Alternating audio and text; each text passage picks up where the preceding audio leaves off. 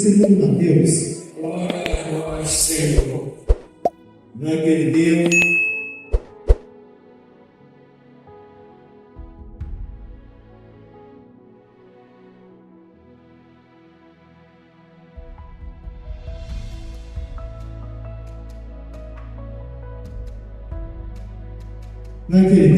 Jesus veio da Galiléia para o Rio Jordão, a fim de se tornar como João e ser batizado por ele. Mas João protestou, dizendo: Eu preciso ser batizado por ti e tu vens a mim? Jesus, porém, respondeu: Por enquanto, deixe como está, porque nós devemos cumprir toda a justiça. E João concordou. Depois de ser batizado, Jesus saiu logo da água. Então o céu se abriu e Jesus viu o Espírito de Deus descendo como pomba e vindo pousar sobre ele. E do céu uma voz que dizia: Este é o meu Filho amado, no qual eu pus o meu agrado. Palavra da salvação. Glória a vós, Senhor. Meus sentados, tudo bem, amados? Na casa dos outros a gente fica meio engessado, né? É beleza, né? Em casa a gente tem mais desenvoltura, é mais solto, mas na casa dos outros a gente fica meio engessado e até erra também, devido à tensão para saber que vai sentir o público, como é o público. Amados, como eu disse, na casa dos outros a gente fica engessado e lá em casa, vou tentar ficar em casa. Lá em casa, quando eu vou fazer a pregação, eu tenho dois momentos na pregação. Um é a contextualização histórica.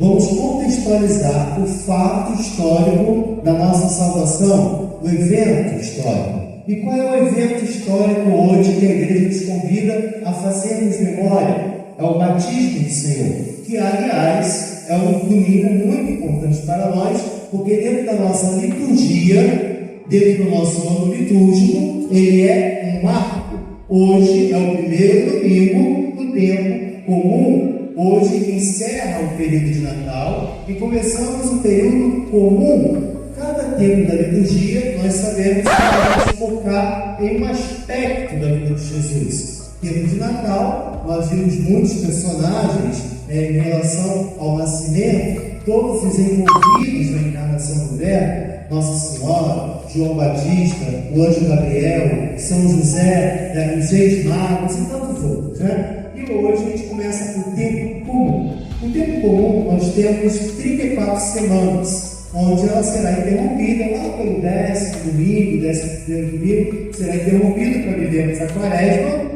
e depois a gente retorna ao tempo comum. O tempo comum, como o próprio nome diz, é o dia a dia de Jesus. É um período muito rico. E não é à toa que dentro da nossa liturgia ele ocupa um espaço maior de tempo. São 34 semanas. Porque no tempo comum nós adentramos na intimidade, na pessoa de Jesus. Com quem ele conviveu, onde ele conviveu, os milagres, as razões de determinadas visitas, né? As motivações de determinado milagre. Então nós somos inseridos na personalidade, na pessoa de Cristo, a entendermos a sua humanidade e a partir daí a também vivenciarmos a nossa. Entendemos que na encarnação do Verbo é o Deus feito carne que se deixa tocar e principalmente quando a sua vida se torna pública. E a vida de Jesus pública, ela começa justamente no batismo, e não é por acaso que o primeiro domingo do tempo comum é o batismo do Senhor. É quando ele fica público, começa ali a ter alguns comportamentos de ordem pública. Bom, tendo dito isso, nós vamos entender o contexto do batismo do Senhor. Tem a teologia do batismo, a razão do batismo. O batismo nos incorpora ao corpo de Cristo, passamos a ser membro do corpo de Cristo, né? Onde nós sofremos, mas também para nós é um motivo de alegria, porque assim como nós estamos no corpo de Cristo, nós também ressuscitaremos nessa vitória por ele fora. Bom, mas qual é o contexto ali do batismo, né? O contexto do batismo, ele acontece justamente no Rio Jordão. O Rio Jordão, ele é uma fenda geológica, que já foi da Terra Santa, sabe, que é uma região de muitas montanhas, e ali é uma fenda, ele atravessa de uma fenda. E mais do que natural, dentro de uma fenda, numa região cheia de montanhas, correr um rio. E num lugar deserto, aí você tem que pensar comigo, num lugar deserto, onde tem água, tem população, tem vida, não é verdade?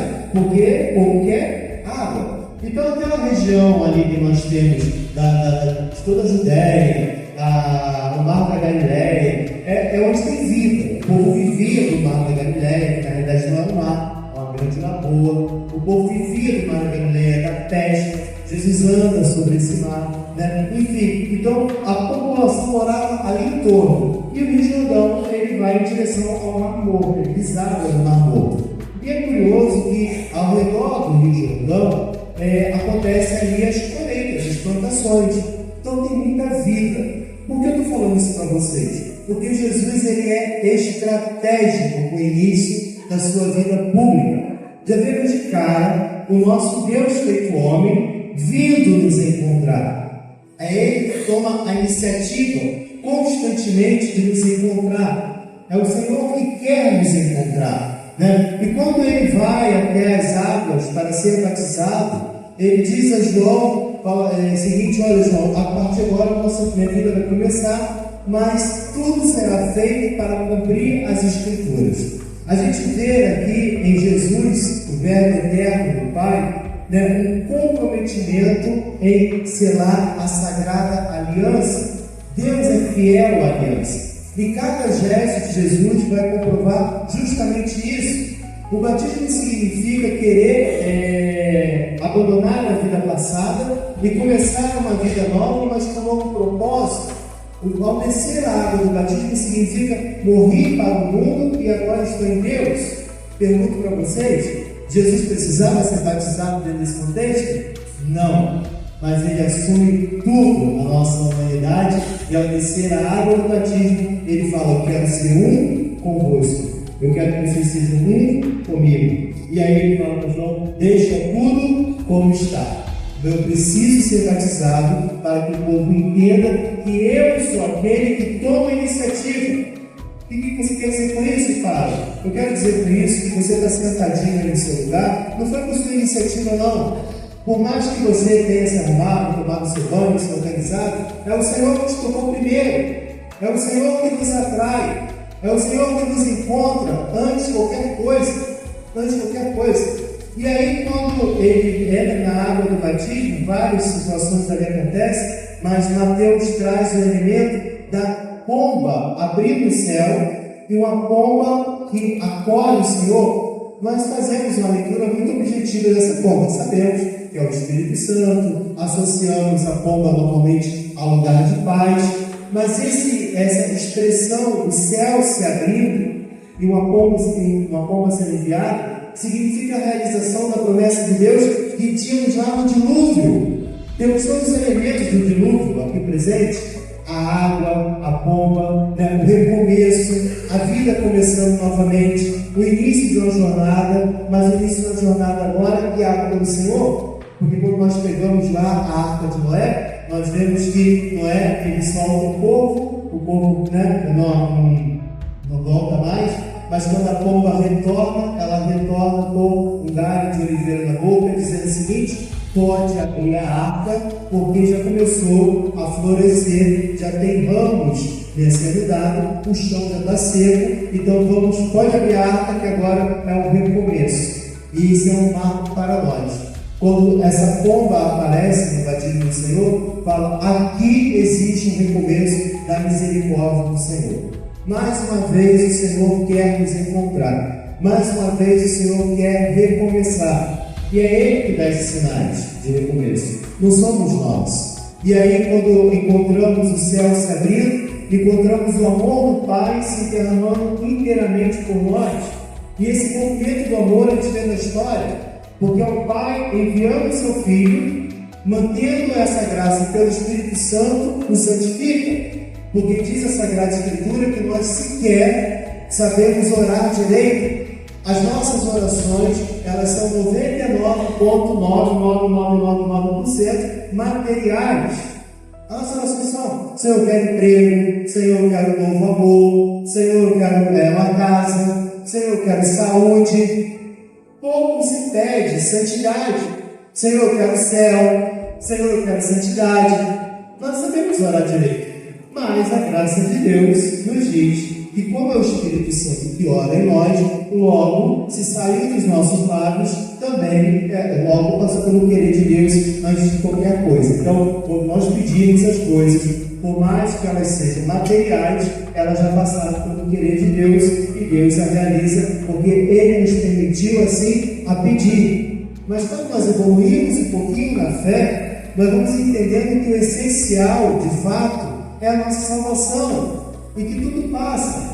Então, quando vemos o céu se abrindo, é o Pai enviando o seu Filho à missão, uma missão que só poderá ser sustentada pelo Espírito Santo para santificar a igreja, porque aqui é a igreja nascente, aqui começa a igreja nada mais é que o povo batizado, o povo do Senhor. Aqui começando a igreja, ela tem uma função, ela santifica o mundo. Na primeira leitura vimos que o Senhor, que será nos enviado, nosso Deus, feito carne, não é aquele que pega uma cana rachada, não é aquele que apaga no pavio e pega o fumeiro, sabe por quê? Porque você não perde tempo, mas aquilo já está perdido. E ao mesmo tempo podemos fazer uma outra leitura sobre essa passagem. Se a cana ainda está rachada e não terminou de quebrar, ela tem esperança. Se o pavio ainda fumega, pode ser que ele acenda. Então você vê que o Senhor ele não vai pôr uma pá de cal sobre aquilo que o mundo entende que está perdido, mas ele vai ter sempre um recomeço sobre aquilo que o mundo acha que está perdido, não fazendo distinção entre as pessoas. A segunda leitura de hoje, porque o Senhor é bom, e uma vez tendo sido tocado, a igreja sendo tocada, santificando o mundo, a igreja ela sente no seu seio, ela sente nas suas entranhas a necessidade de retornar para o Criador, fazendo o mesmo movimento que fez descido. Porque assim como o Pai envia o Espírito Santo, envia seu Filho, nos mantém pela graça do Espírito, santifica a igreja e através da igreja ao mundo, nós vamos ver agora o mundo, juntamente com a igreja, dando resposta de louvor ao Pai, mas fazendo a experiência do Filho, passando pelo Espírito Santo.